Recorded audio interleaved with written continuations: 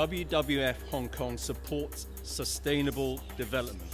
This is too big a project to be just handled by the AA. The administration should be doing it. We really want to see an airport doing something that is leading the world in planning. We all want the administration to take the lead of the whole public engagement process. It's almost a foregone conclusion. I think we've got to be fair about the fact that flights and air travel is going to go up, and the question is how. So we have to find the right balance. So I think it's the time for us to rely on new framework to make the evaluation so that we can move forward. We're in the last few days of a 3-month public consultation, and one of the things that we've tried to do with this forum is to provide a venue where people can explore more about what kind of information is missing on the environmental side, both on the impacts and on the costs associated with that.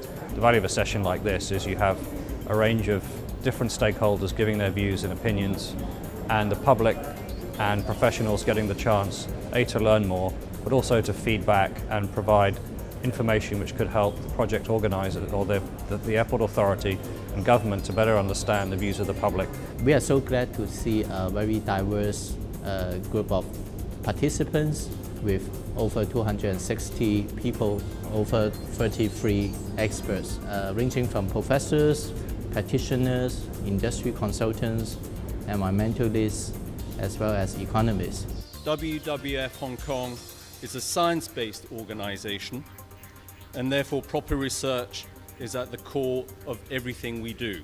When we try to look at the information presented by Airport Authority, we are unable to really find any information on the costs associated with these potential environmental issues. I think the basic question we want to ask is how to mitigate the emissions from the aviation industry. We had a speaker come over from the UK who was involved in conducting a social return on investment study of a potential third runway at Heathrow. Basically, NEF is here to provide some background information about infrastructure investment in other parts of the world, specifically in the UK. Different ways of thinking about quantifying the benefits, different ways of thinking about societal costs. That kind of concept is very, very new to Hong Kong. We typically in Hong Kong go through some kind of consultation and then rush straight to the environmental impact assessment phase. Now, for a mega project like this that's going to clearly have major environmental impacts, both around the reclamation and about the air quality and the climate change impacts, we've got to go further than that. The consultations from the airport authority have been very driven by the economic impacts and benefits. But now we found some data are missing, including the emissions data. They haven't really addressed the environmental and social impacts. We really want to understand, to see the big picture, the total cost for the entire project. Just want to show you the basic findings. So the total greenhouse gas emission is 52 million tons in 2008. For the future projection, by 2030, we can see an additional 18 million tons of carbon emission will be generated. The additional emissions brought by the third runway is around 5 million tons. Right now, people are not just dying from air pollution. We have 70,000 hospital bed days a year directly attributable, according to Professor Headley, or 7 million doctor visits a year from air pollution. These are real statistics which are impacting our community today. China has proposed a carbon tax. So roughly, I'll be taking around 20 years of data. We can see the potential, the high price in carbon tax or the lower one. We can see a range that covers at most 59 billion Hong Kong dollar based on the emissions we project. Who should pay for the carbon emissions? Is it not so that we all look at options, financial implications, contingency plans and so on when it comes to dealing with our own finances? Should not the same principle apply, therefore, in the case of the public purse? We strongly support that all major social cost items, other than the direct construction costs, should be quantified and estimated before making the final commitment in the project. It's not an $80 billion choice.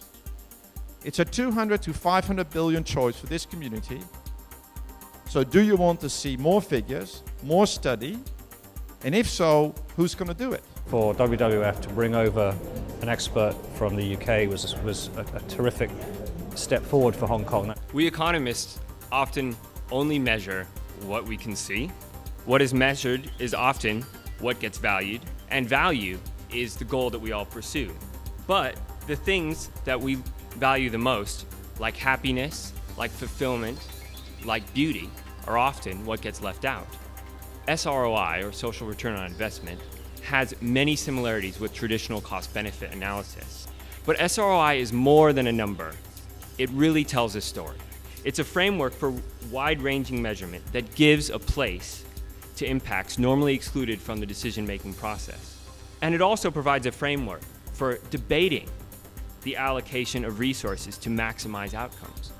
The New Economics Foundation conducted our SROI analysis on the proposed Heathrow runway expansion in 2010. Proponents of Heathrow talked about economic benefits of airport expansion, but it is and was a polarized debate. In our experience in London, great claims were made about the economic need for expansion, but the government failed to adequately examine the impact of new runway on productivity, competitiveness, or to explore exactly what the detrimental impacts of not expanding the airport would be. And so what this exercise did was that it revealed the possibility to the public, to stakeholders, and to the government that runway expansion could, under certain circumstances, destroy more value than it creates. So in facing such a big infrastructure project, we really need a paradigm shift, a new framework to help us to evaluate the whole project and how they benefit Hong Kong. If this is done in the subsequent stages of the consultation in the Hong Kong's third runway, then the people will readily be able to see whether or not, very clearly, the runway expansion will create more value than it destroys. Then to allow this conversation to carry on in workshops, in addition to just having a download from speakers, again gives this level of interaction that makes a successful event much more useful for those who are taking part and feeling like your views are heard than if it's just a simple download. So a terrific event, very happy to be involved. I agree that we should have another additional time frame to have further discussion. I think we have to go back, I and Emily, and also Audrey, all our friends here, should really push the administration to launch a second consultation. If I say AA ought to together talk with the government, and the government ought to have a second consultation, and it ought to be an open-ended consultation, not a consultation with a foregone conclusion. I think one of the things that we've seen the WWF is very concerned about is an over-reliance on the environmental impact assessment ordinance to essentially solve all of our environmental problems. There is also, I think, an idea that all environmental impacts can simply be mitigated, right? And that's simply not the case. Whether or not that turns out to be the case with the third runway or not, we just really don't know at the moment because we don't have enough details. But no matter what the outcome of EIA, we're still going for a third runway. So I think that's the scary part of the consultation.